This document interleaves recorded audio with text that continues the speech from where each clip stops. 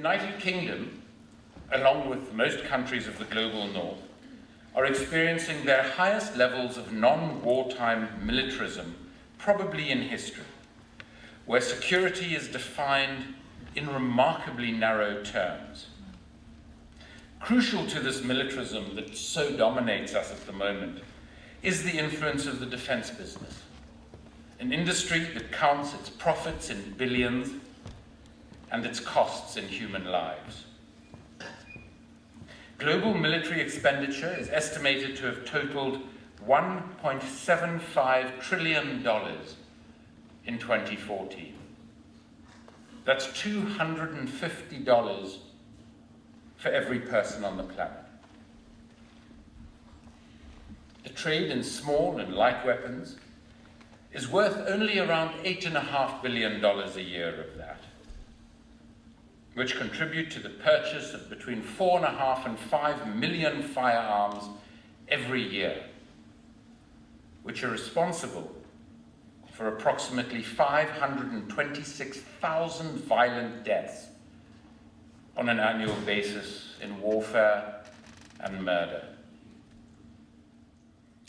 So it will come as no surprise to you that a study conducted by a guy called Joe Rober suggested that the trade in arms is accountable for almost 40% of all corruption in world trade. 40%. The US Department of Commerce undertook a study into 5 years of corrupt transactions undertaken by US businesses. Over 50% of those transactions were in the defense sector. So why is this trade so susceptible to corruption and other malfeasance? It is because the corruption is not some unfortunate add-on or occasional occurrence. It is part of the very structure, the very DNA of the way in which this business is built and functions. And a crucial dimension of these arrangements, as I mentioned, is the link between the defense companies, the arms dealers, and political parties. And this is a crucial dimension. The trade plays an absolutely critical role in party political funding around the world.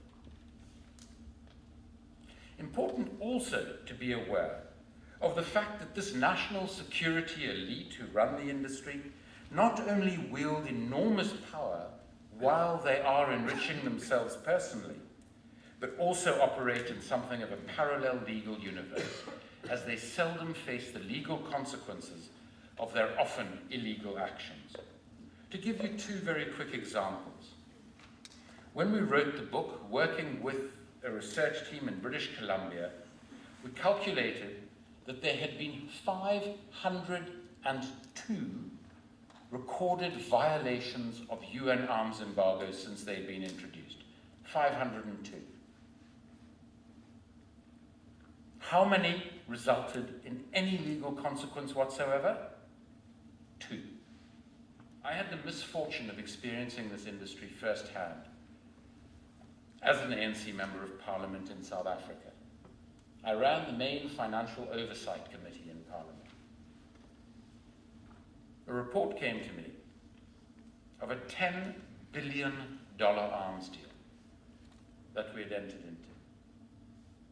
Like weapons were what was needed by post-apartheid South Africa, given our plethora of enemies around the world.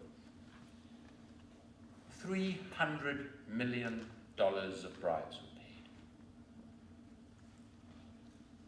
to the Minister of Defense and other senior politicians, to senior officials in the Defense Force, including the head of procurement and the head of the Defense Force, and to my own party, the ANC.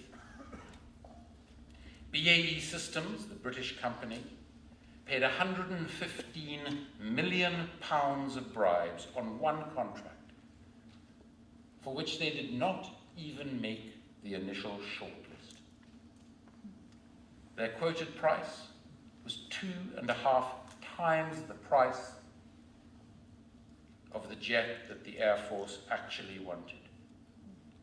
So the Defense Minister excluded cost as a procurement criteria on the single most expensive contract that the democratic South Africa has ever signed. Because I refused the President's suggestion of stopping the investigation, I was forced out of Parliament. The country's two main anti-corruption bodies were disbanded. That arms deal, championed by Tony Blair, who visited the country 3 times to pursue it, has undermined South Africa's nascent democracy.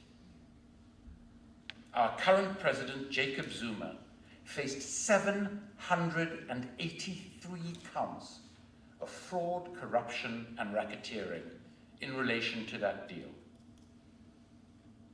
The charges were dropped a few weeks before he was made president by a prosecutor who a few weeks after the election was made a High Court judge. And that's not the worst of it. The most tragic, the most criminal aspect of it is that our then president, Thabo Mbeki, announced at the time that we were doing this arms deal that we did not have the fiscal resources to provide antiretroviral medication to the almost 6 million South Africans living with HIV or AIDS. But we had enough to spend $10 billion on weapons, the vast majority of which we have never used. BAE's jets, half of them have never left the ground. We don't have the fuel for them, we don't have the pilots to fly them, and we have absolutely no need of them. But according to a study by the School of Public Health at Harvard, 365,000 South Africans died avoidable deaths over 5 years because of that decision. 54,000 babies a year were born HIV positive because we did not have the money to provide mother-to-child transmission.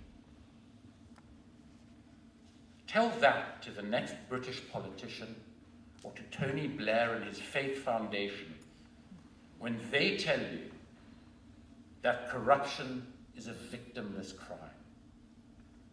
When they tell you that selling weapons is good for Britain and good for the world.